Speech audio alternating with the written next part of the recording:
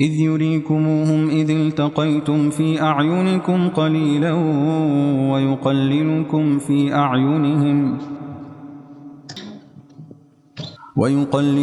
في أعينهم ليقضي الله أمرا كان مفعولا وإلى الله ترجع الأمور.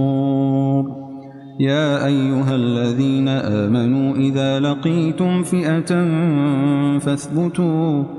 فاثبتوا واذكروا الله كثيرا لعلكم تفلحون.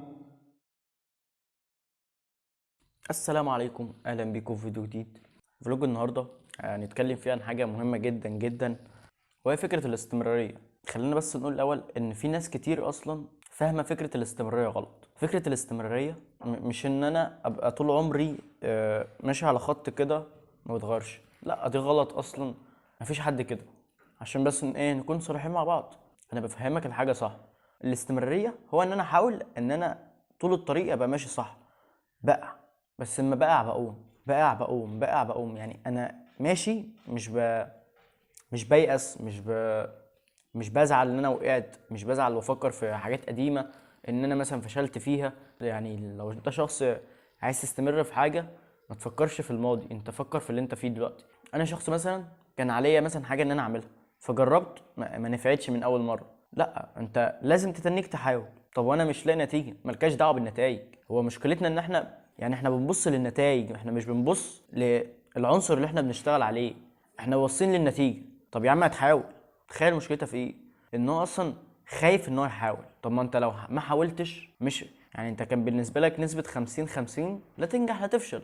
ويعني التوفيق بتاع ربنا، يعني بعد توفيق ربنا انت دلوقتي بقيت نسبة 100% انت فاشل. انت اصلا خايف تحاول. يعني ايه اللي مخليك ان انت خايف تحاول؟ هتقولي اصل انا مثلا فشلت، اصل انا مثلا اكتئبت. يا عم فكك من الكلام ده، ما فكك من الكلام ده بجد. يعني حرفيا اي حاجة في حياتك وقعت مرة تنيك حاول. طول ما انت عايش تنيك حاول، ما قدامكاش فرصة غير كده. انما ان انت تقعد، انت كده خلاص، كده انت اقعد بقى مع نفسك. انت كده بتضيع نفسك بجد والله. فانت بالنسبه لك انا قاعد، انا تناني اسعى. انا مش فارق معايا النتيجه، انا مش بسعى عشان النتيجه، انا بسعى عشان ربنا يوفق. والتوفيق يعني ربنا بيوفق كل مجتهد يعني ان شاء الله. فانت حاول ان انت تسعى. كان الشيخ علاء حامد بيتكلم يقول لك ان الفرق ما بين الملتزم والغير ملتزم، الملتزم بيبقى عايز ما يعملش معصيه، بس لما بيعمل معصيه بيتوب على طول. انما الغير ملتزم بيبقى مش في باله ان هو يعمل معصيه عادي، ولو عمل ما بيسارعش ان هو يتوب. ده الفرق ما بين الملتزم وغير الملتزم. زي مثلا واحد برضه بيستمر، واحد مش بيستمر. واحد لما اول عقبه بتقابله في حياته، اول حاجه صعبه بتقابله، اول حاجه لا معقده شويه، يقول لك لا انا خلاص كده، انا وقفت، انا دماغي وقفت. لا، شوف بدل الحاجه 5 و6 و7، انا لازم اتنين اكمل لحد ما اوصل لمرحله. طول ما انت ربنا موفقك ومديك صحه، احمد ربنا عليها وقول الحمد لله دايما. يعني الحمد لله ان انت عندك صحه، ان انت حر، ان انت راجل بتعرف تتنفس، بتعرف تطلع نفسك من غير اجهزه، ان انت بتعرف تمشي تروح تجيب الحاجه اللي انت عايزها، ان انت ربنا سترك. فاحمد ربنا على النعم دي، احمد ربنا ان انت بتشوف. فاحمد ربنا على النعم دي كلها. احنا غافلين على الحاجات دي يعني. ربنا يعني يغفر لنا ويسامحنا يعني. فخلونا دلوقتي ان انا اروح، انا ورايا شويه قراءه يعني، فهقرا ونرجع نشوف هنعمل ايه تاني. قال أسلمت لرب العالمين ووصى بها إبراهيم بنيه ويعقوب يا بني إن الله اصطفى لكم الدين فلا تموتن إلا وأنتم مسلمون. أم كنتم شهداء إذ حضر يعقوب الموت إذ قال لبنيه ما تعبدون من بعدي قالوا نعبد إلهك وإله آبائك إبراهيم وإسماعيل وإسحاق إلها واحدا ونحن له مسلمون. عاملين يا شباب؟ انا لسه عامل كوبايه قهوه بص جامده يعني جدا. اللي وراه ده سوفت بوكس، ده طبعا انا اللي عامله بايدي يعني مش شاريه، لانه مش عايز اتكلم بس يعني خلونا نكمل بأعيد بس الإضاءة السوفت بوكس تشوفوا حاجة حلوة يعني. عاملين يا شباب، الساعة دلوقتي تقريبا داخلة في 5، فأنا خلصت شوية حاجات حلوين يعني. فدلوقتي أنا عايز أتكلم في موضوع برضو بيخص الاستمرارية، وهي فكرة إن معظمنا بيبقى عايز يعمل كل حاجة في نفس الوقت. يعني أنت عايز كل حاجة بالنسبة لك في نفس الوقت إن أنا أعملها، وده شيء غلط جدا جدا إن أنت تعمله. ما ينفعش إن أنت تبقى عايز تعمل كل حاجة في نفس الوقت، انت كده بتدمر نفسك. فده بيخليك ان انت تبقى مشتت جدا ومش عارف انت بتعمل ايه اصلا. ده بيخليك تعمل ايه بقى؟ ان انت مره في التانية في التالتة بتكسل. يعني ده بيخليك ما تخلصش حاجات كتير. يعني انت بتبدا في حاجات كتير بس انت بتخلصش حاجه منها، وده غلط جدا. يعني انت اللي يخليك تستمر، انت اعمل الحاجه مهما كانت صغيره بس كمل عليها. يعني في حديث للرسول عليه افضل الصلاه والسلام، قال رسول الله صلى الله عليه وسلم: احب الاعمال الى الله ادومها وان قل. احسن حاجه ممكن تعملها ان هي تكون دائمه. يعني انت الحاجه دي دايما انت بتعملها. يعني انت سواء انت زعلان مش زعلان، مضغوط، كل ده انت بتعمل ايه؟ بتكمل في الحاجه اللي انا، يعني الحاجه الصغيره اللي انا بعملها دي. مش لازم مثلا اقرا 1000 كتاب. اقرا كتاب الاول. يعني امسك مثلا كتاب واقراه، شوف انت هتعرف تعمل ايه فيه. يعني بالنسبه لك لما تخلصه اقرا واحد تاني. في واحد هيقول لي مثلا انا بمل، انا زيك على فكره، انا ساعات بمل من كتب. ممكن تبدا على فكره في كذا كتاب. يعني انت مثلا مليت من كتاب بتخش في الكتاب التاني، وده يعني عادي على فكره. لان في كتب انت ممكن تشتريها ما تبقاش عارف هي ايه، بس بتخليك تمل. يعني الكتب دي بتخليك تمل جدا. فانت عادي جدا ان انت يعني تقرا في كذا كتاب.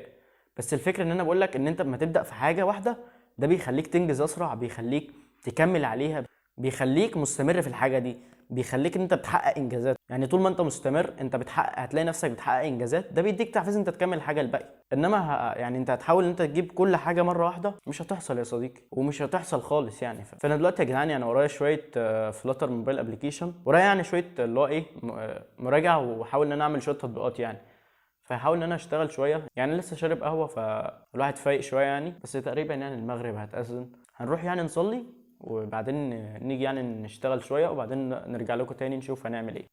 انت عارف انا اقول ايه. ليتس جو. أقم الصلاة لدلوك الشمس إلى غسق الليل وقرآن الفجر إن قرآن الفجر كان مشهودا ومن الليل فتهجد به نافلة لك عسى أن يبعثك ربك مقاما محمودا. قال يحيى بن معاذ: الدنيا خمر الشيطان، من شرب منه لم يفق إلا نادما في عسكر الموتى من الغافلين.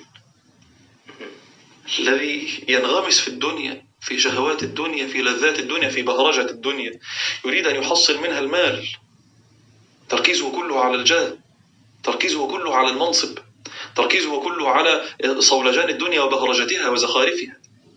فمتى تطلب الأنس بالله هذا لن يفيق إلا وهو بين يدي الله محاسب، قد ضيع الدنيا، لذة الدنيا وبهاء الدنيا وجمال الدنيا وحلاوة الدنيا في طاعة الله، وضيع الآخرة في أن يكون من الآمنين وأن يرى وجه رب العالمين. عاملين يا شباب، انا لسه عامل كوبايه شاي بالنعناع، حاجه يعني حلوه يعني. فعارفين بقى فكره ان من طلع من داره تقل مقداره. انا عايش بالفكره دي، اللي هو ايه، لسه هطلع بقى واجيب نعناع ومش عارف ايه. الحمد لله ان انا كنت زارع اصلا نعناع، فحاجه بتظبط لك الدنيا يعني. عايزين نكمل بقى اللي احنا كنا بنتكلم فيه امبارح. في فكره كده اخيره عايز اتكلم فيها عشان برضه يعني الفيديو ما يطولش قوي. فكره ان انت تبقى مستني الوقت المناسب او الظروف المناسبه ان انت تبدا او تستمر في حاجه انت بتعملها، ده شيء غلط جدا. انت بتبدا وملكش دعوه بالظروف، ملكش مهما كانت ظروفك او امكانياتك او اي حاجه عندك، انت بتبدا وبتسيب الباقي على ربنا. بتحاول تبدا وتشتغل، بتاع مره وتقوم، بتاع مره وتقوم، بس طول ما انت بادئ انت خلاص. عارفين الحديث بتاع الرسول عليه افضل الصلاه والسلام: اذا قامت القيامه وفي يد احدكم فسيله فليغرسها. فكره ان انت انت مش بتعمل عشان النتيجه.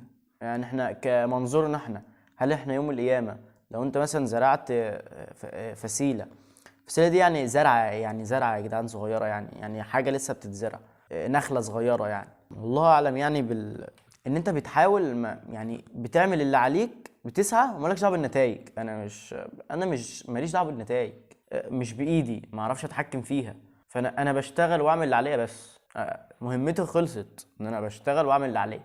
النتيجه بقى دي مش بتاعتي. يعني في برضه جمله لعمر بن الخطاب رضي الله عنه: لو ان الناس كلما استصعبوا شيئا تركوه ما قام للناس دنيا ولا دين. يعني مش كل حاجه هتقابلك فيها عقبات، فيها صعوبات، فيها حاجات بتواجهك هتقف وتقول انا مش هكملها. ما هي المشكله في كده. انت لازم تواجه الصعوبات دي واحده واحده، هتلاقي نفسك الدنيا بتتحل وربنا بييسرها معاك. فعمرك ما تيأس، عمرك ما تحاول تقف عن الحاجه اللي انت كنت بتعملها.